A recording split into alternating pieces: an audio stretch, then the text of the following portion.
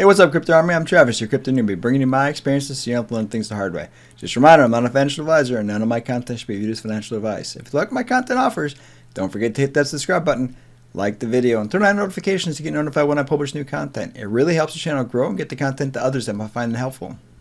So as you can see, I am back home, and it is good to be home. I made it back just in time for Thanksgiving. And that means that we won't have those buffering issues on AMAs. Plus, the content's a little easier to produce and get back out to y'all. So hopefully we'll be back on a normal schedule of producing content nearly every day or every couple days is what I'm trying for. Not always possible because I do actually have a working schedule, and sometimes my job doesn't allow me to do content just because it's long days sometimes. But my goal is always to try to get content to y'all every day, and I generally do a pretty good job of doing that. And there's quite a bit to talk about. Today we're going to talk about Lunar Defi. Now this is actually a token I wanted to cover about a week and a half ago. It only launched in the last 2 or 3 weeks. This particular project, I actually emailed the team before launch day. So I sent them an email around November 12th timeframe, asking some questions because I expected that somebody's probably going to ask me about this project because it's got an interesting utility that they're trying to build. So I figured it was just a matter of time until somebody asked me about it. I did not buy into it on launch day, but full disclosure, I have since bought into it. Since it's on a little bit of a discount, I ended up buying in. But this is a very high risk project, so don't necessarily use the fact that I bought a very small position into this project imply that you should go buy it. And I'll explain all of this in just a second on why I decided to buy into this project and what the risks are. Now, like I said, I contacted the team, and the questions I had were, are you planning on doxing? Because this is not a doxed team, which is always a high risk for any project that you're looking at. This is no different for this project. And when I say I bought in and made a position, I did not make a very big position on this project because it's not a doxed team. And for me, that's a big indicator of potential risk. If you stand by your project, it's not hard to show your face. Now on the screen here, which companies haven't doxed themselves? Apple? No, I'm pretty sure we know who's in charge at Apple. What about Microsoft? Maybe Alphabet? Tesla? I think we've all heard of Elon. My point is, these are the top 500 companies by market cap. Now granted, not many are in the $1 billion right now for cryptos, especially the hundreds of billions to $1 trillion market caps. But they all aspire to be there, right? And if these people could stand by their projects and their companies, why would we not expect the same thing from a crypto project? That's all I'm trying to say here is we're potentially talking about $1 billion companies. Now, some of them don't have LLCs, some of them don't have companies when they launch, but isn't the assumption that they all aspire to be this? They all want to be $1 billion companies? So why wouldn't they put their face behind their project? Just like all the people that came before them. Now I know a lot of you are going to say, well, Bitcoin didn't do that. Well, Bitcoin's the anomaly. It's the first. And to be honest, when it first launched, nobody expected it to get to where it is right now. And they really launched the cryptocurrency market. So we can't necessarily hold the same standard to Bitcoin as the first mover into the space. We can expect this from everybody that follows. And if you stand by your project, as all of these have before them, that makes it a lot easier for us as an investor to believe that they actually believe in their own project. That they think that this project could have some big purpose in the crypto space and some utility that drives them up into the $1 billion or potentially market cap. That's why doxing is so important is, how do we trust somebody that doesn't trust their own project? Because that's kind of what they're saying. Now they can say, well, I'd like to be anonymous. Well, I'm sure some of these people did too, but you're jumping into crypto and you want us as investors to invest in your project. You probably need to stand behind your project. That's all I'm saying. And that's why I put a lot of emphasis on doxing. That and most projects that have a doxed team generally do pretty good, or at least they don't get a rug pull. Sometimes they get hacked because of the security audit that didn't catch certain issues, but that rarely happens as well. Most of the time when you have a doxed team, the project is okay. It doesn't have a lot of issues that you would expect to have from a project. Now that doesn't mean that there can't be a liquidity pool issue and there can't be things that cause the project to fail, because it does happen. It just doesn't happen as frequently to Doxxed teams because they're serious about their project and they're going to do anything they can to make sure that it's successful and put all the work that's necessary into making it successful. Now let's go ahead and jump into a review of the website and talk about this project. So as you can see on the website here, it's a very basic website. It doesn't have a lot of graphics. That's not necessarily a requirement for me that it have a ton of graphics, but it's kind of lacking in that regard. And I'm not saying I don't like the website, but it doesn't have those graphics that pop out at you. And as an example of a graphic, here's a graphic of what they say this project could look like. Now again, this is just a rendering. This isn't necessarily something they've already built, at least that's my opinion. I think it probably is something that this is kind of like a concept of what they're trying to build. And the reason why I say that is because if you do the math up here, it doesn't work out. So these numbers don't work, which means that they aren't built on anything. It's not built on any actual data because you don't get 8 million at this price and this amount of Lunar. And you all have a calculator, you can see that as well. It's a great idea. I would love for this number to equate to that value, but it just doesn't. And here's another graphic that looks phenomenal. And as you can see here, you've got multiple different cryptos inside of one view. And these are all wallets, which implies more than one wallet, which is exactly what they're shooting for. They're looking for a all-in-one wallet exchange swap system that basically pulls all of your wallets into one and allows you to interact with all of them from one interface. So if you're short on a swap that you need in one particular wallet, you can actually pull directly out of a different wallet. That's kind of the idea behind their project, although they don't have a white paper and they don't necessarily explain that on their website. That was just going into their Discord and looking at their Telegram, looking at their Twitter. That's what I've been able to piece together about this project on what they're trying to do, which is a really interesting approach. And that's why I figured somebody was eventually going to ask about this, and somebody did. So a subscriber requested this video, and that's why we're doing this. So now let's dig into their website a little bit here. So as you can see, they've got a Telegram. Again, I'm not a huge fan of Telegram. They have a contact button, and this is how I contacted them, was using this. They've got their email address on there. I sent them an email. They've got a roadmap button, but that's also down here on their website as well. How to buy, let's go ahead and click that quick. Now, other than the fact that it was set up for their public sale, which I think we're past that. I think they need to update this portion of their website just to be how to buy in general, because it's already for listing. Everybody can buy it. And they kind of walk through it, what the process is. And if you read this, if you thought this process was unnecessarily difficult, that is good, because it's one of the problems that the platform is trying to resolve. They're trying to make it easy to buy crypto, which I can appreciate, because yes, this isn't necessarily easy for everybody. Most people that use exchanges find it fairly easy, but if you're using PancakeSwap and Trust Wallet and MetaMask, it's not always easy, and it's not always intuitive to somebody that's never used those before. And I would say they missed a step up here, because they've made an assumption that people know what wallets are good wallets or what to use. And I would say that they need to at least identify one or two. MetaMask and Trust Wallet are typically the ones people recommend on their website, so people know where to start as far as what is a wallet.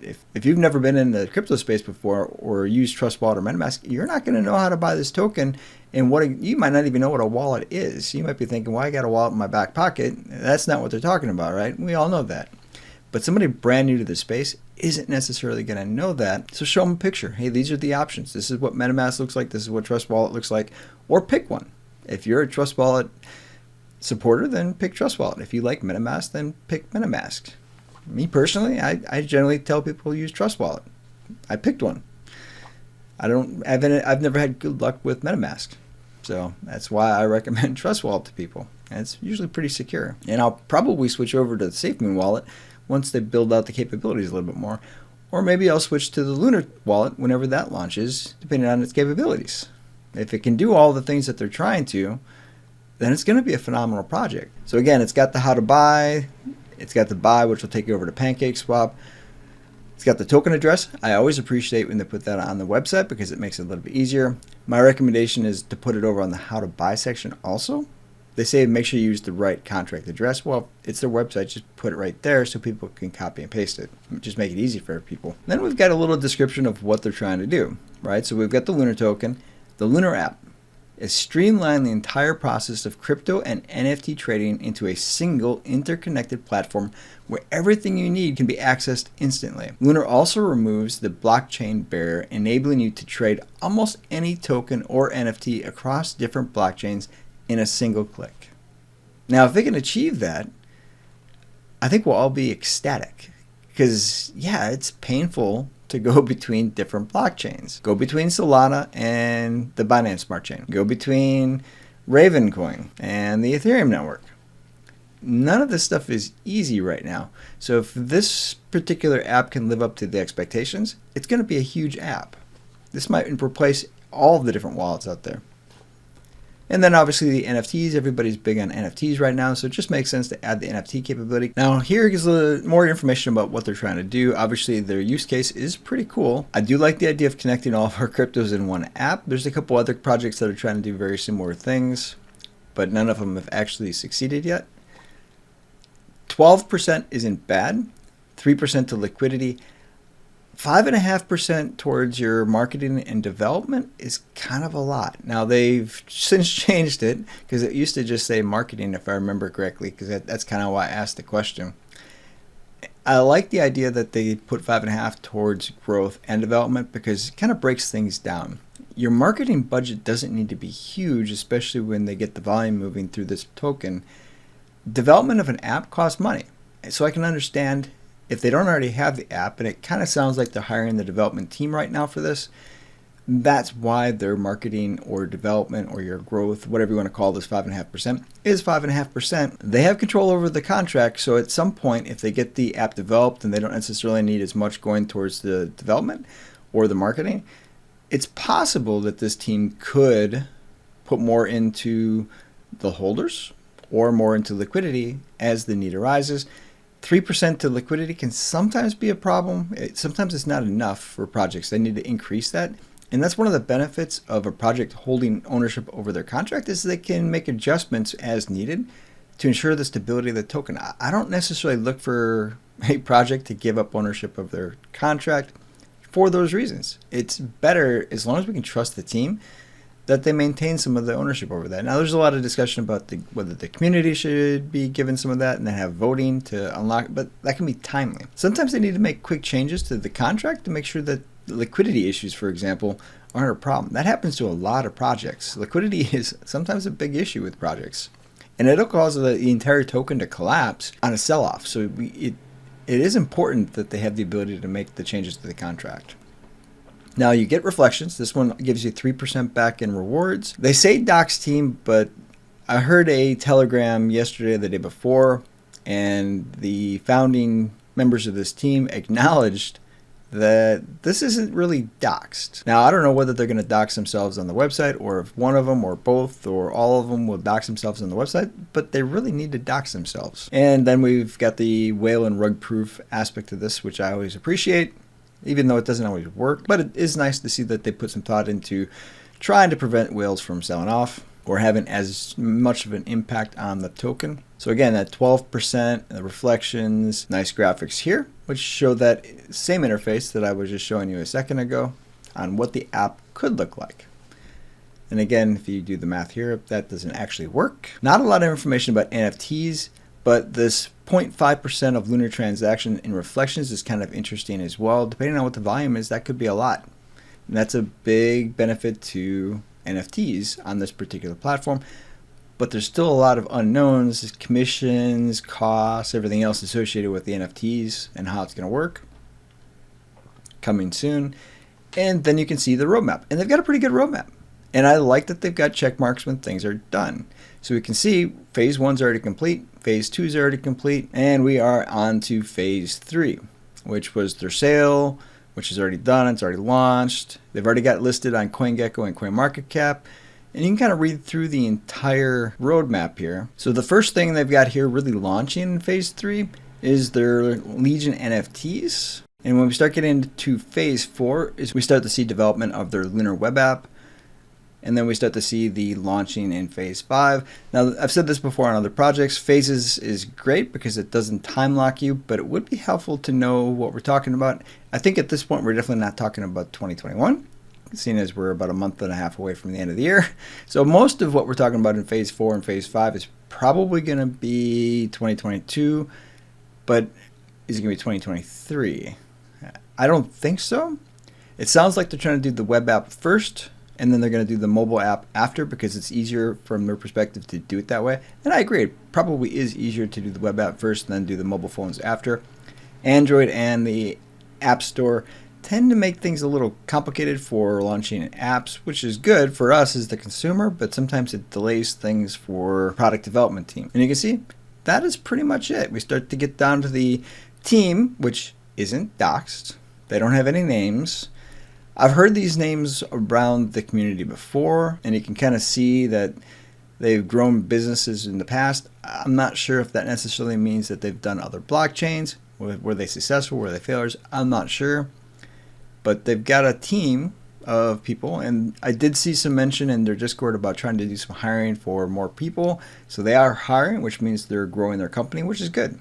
Now, they don't, from my understanding, they don't have an LLC, but they have done the necessary trademark filings and that kind of stuff for their logos, and they did talk a little bit about that. And that's really it for their website. Now, they were audited by Desert Finance, and you can see it's a BEP20 token, and it launched with 1 quadrillion tokens. That's a lot, but it's not uncommon for projects these days to launch with 1 quadrillion tokens. Now, there's not a lot of information inside of this particular audit. I've heard a lot of people like Desert Finance audits. I'm not familiar with them. I generally look for those CertIC and some of the bigger audits that are out there, but at least they have an audit and it's complete. And again, here we see this 1 quadrillion total supply right here. I do like that this particular audit puts the contract addresses right in here, so we can go take a look at them. And you can see here, no real issues. Everything's complete, low to no risk. And that's really it for this particular audit. There's not much to it. I mean, they walk through some other things as far as how the contract is and what to expect from the token. Kind of the same thing that we do in a fundamental analysis. So this is kind of a mix of fundamentals and your technical in the terms of the contract specifically, which I kind of like, but I miss having a score. I'm going to give them 100 because there isn't any issues identified. And again, if you want to email the project, it's right here in the audit. So that's kind of helpful. It's also on their website, and then they got a contact form as well. But I like the audit because it gives you a lot of good information. I just wish they would equate it into some form of a score. Everybody understands a score. Now, if you'd gone up here and you had low to no risk on every single thing and you didn't give them 100, then probably need to provide a little bit more information on what was identified. And right now, looking at it, the assumption is there were no issues found. All right, so let's go ahead and take a look at the price quick. And as you can see, it's on a slight decline. They only launched around the 16th. So they did a launch, and then either that night or the next day is when they were listed on CoinGecko and CoinMarketCap. So most of the data exists for the entire launch of this project. There's not a delay where there's a couple days where it was being sold and then it launched on everything else. So, and as you can see, like I said, it's on a slight decline, but right now most of the market is on a decline as well. So this might be a good time to buy in, or you might want to wait for it to come down a little bit. Usually there's a little bit more of a consolidation that you would see. New projects are hard to predict. You kind of have to do your own research and then take a guess if this is a project that you want to invest into. So if we look here, we can see 10,862 addresses. So that's not bad for a project that only launched about a week and a half ago. It's actually pretty good growth for a relatively new project. And you can also see here that they have a burn address with approximately 8.3%. And if you remember my review of the website, there's no information about a burn, so not sure exactly how the burn works. Definitely the team did a manual burn. I don't know if there's going to be more burns or if that's it. Now for a 1 quadrillion supply, that's a lot of tokens left there without a burn mechanism. This project's going to have the same problem that Shiba token had, where there isn't a burn mechanism that exists, at least not right now that I'm aware of. And I did ask this question in their Discord, and I got crickets back, so nobody wanted to touch the burn question at all. I both addressed it towards the team and then just generally, and yeah, no response given. So along with some other questions, which again, nobody has to reply inside of Discord to a question, but these are relevant questions to the project and you would think they'd have an answer to, and they didn't have an answer to it. So that's always a big concern for me, which is part of the reason I wanted to come out with this one a little slower, because I don't know what to expect from this team. And the fact that it's not a Doxxed team, I had a lot of concerns for this project moving forward. And I was hesitant to do a review on it just because of that. It would have helped if they had responded to any of my questions. I would have felt a little more confident about the project, but again, they don't have to reply to me, or anybody for that matter. But these are pretty simple questions. What's the burn mechanism? What's the process for burns? Because if all they ever burn is 8.3%, that's a lot of tokens left out there out of a 1 quadrillion total supply. All right, so how'd they do? And as you can see, they got a C, and for a brand new token, that's actually not too bad. I've done a lot of D's and F's on this channel as part of the review process. I think even Shib had a D, so they ended up with a pretty strong overall assessment. Now, full disclosure, on most of my projects initially, the Galaxy score did hurt most of them, and in this particular project, because it's so new, there probably isn't in reality a Galaxy score to use, or it's in the low 50s. Just because it's too new, there's not going to be enough information for Lunar Crush to build a Galaxy score for this project. Unfortunately, I haven't replaced this yet, so everybody's getting the 100 points right off the bat. So it's not necessarily going to be an equal comparison between this project and a project that I did earlier on when I was using those Lunar Crush scores for the Galaxy score. Once I find a replacement for that, that'll even these out a little bit more. Because again, I don't know necessarily. This project would not have a 100. To be frank about it, it wouldn't be. So this is probably more in line with, say, a D from an earlier assessment that I've done, which is still, there's a lot of positives to this project. Let's go through it.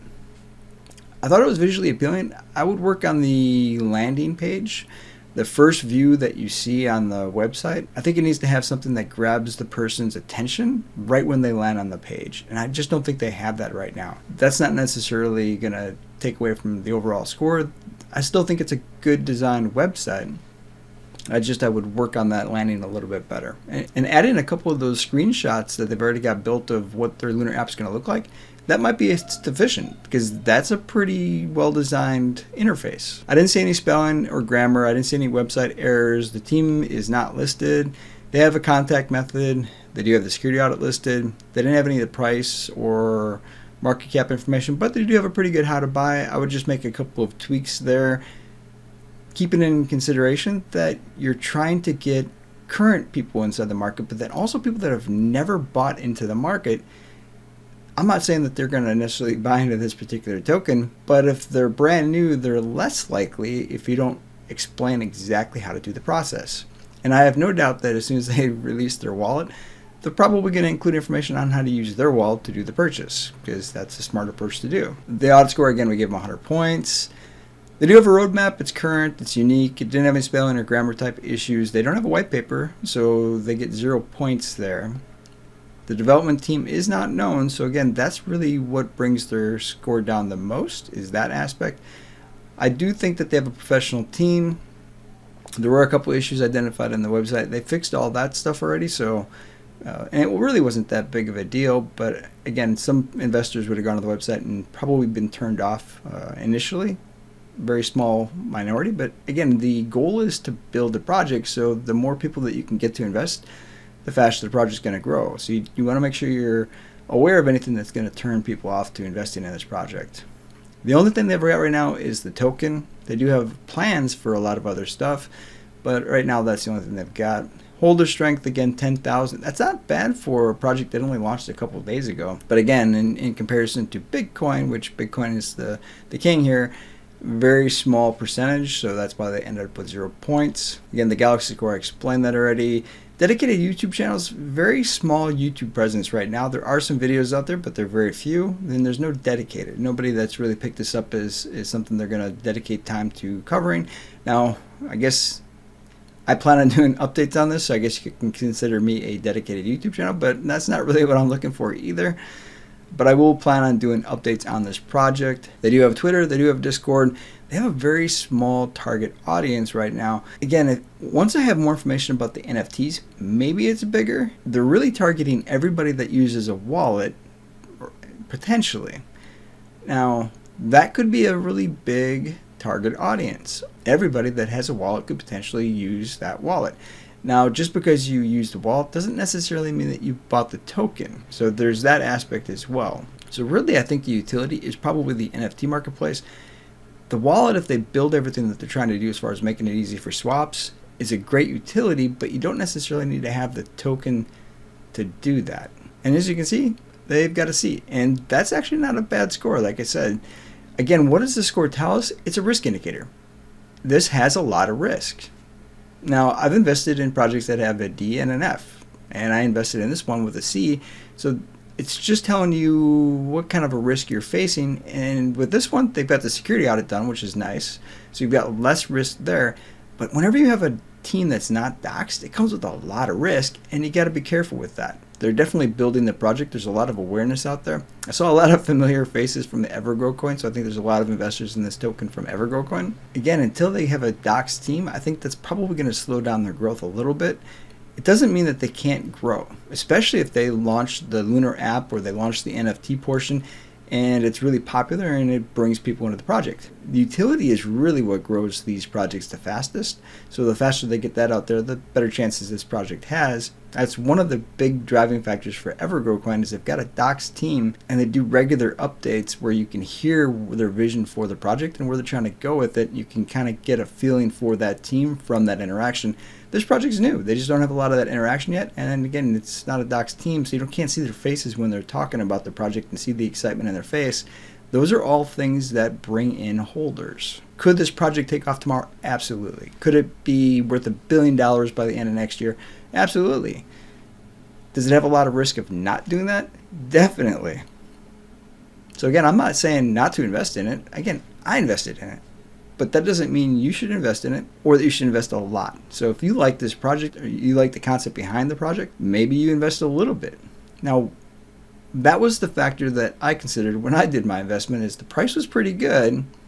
And for $100, you can get like 8 or 9 billion tokens. Well, for a 1 quadrillion, that's normally pretty good. The other consideration is they haven't burned a lot. So normally on a 1 quadrillion token, you've burned somewhere between 40 and 50%, and you've got a burn mechanism which is constantly going to drive that price up because you're constantly burning off tokens. This doesn't seem to have that, and they've only burned 8%. That could be a factor also, which this process doesn't necessarily capture, but you need to be aware of it because that's a risk. Now, one final thing.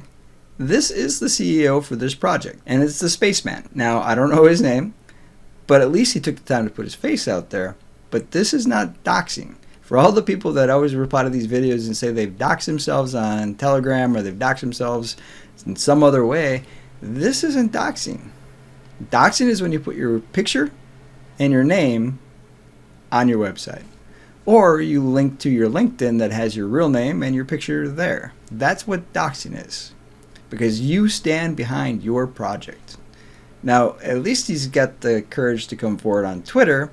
And again, he created this Twitter account for this purpose. And it's the one and only post. I don't think he even had a tweet when I looked at his account. But at least he came forward and did this part. And talking with the team the other day on their Telegram, hearing the interaction, it sounds like they understand that they need to do this on their website. So we might see that in the future. And if they do, I'll do an update. And I'll let you all know, hey, they've doxed themselves on the website. And that would probably be enough to take them to a B as far as the fundamental analysis, just because it gives a lot of confidence in the community when you can see the team. And it has the potential to improve the growth of this project. Now, that's all I wanted to cover today. Hopefully you found this content helpful. Let me know in the comments. Is this a project you plan on investing in? If not, why not? What turned you off to the project? Until next time, stay strong with those diamond hands. Crypto Newbie here to tell you how you can get $2,340 in free stocks. All the links I use in this video are in the description. Sign up for Webull and get 2 free stocks valued up to $2,300. Your first stock is free automatically. Deposit any amount and you get your second stock. Deposit 1 penny and you get your second stock. Total value could be up to $2,300. Generally $5 per stock is what you get. Next we have block fee. Get $10 in Bitcoin just for signing up. Read the fine print. I've got a rewards account. You'll get $40 in Bitcoin, as will I. So you know exactly what I'm going to get and what you're going to get. You do need to deposit $100 to get your $40 in Bitcoin. That's the overview how to get $2,340 just by signing up for accounts.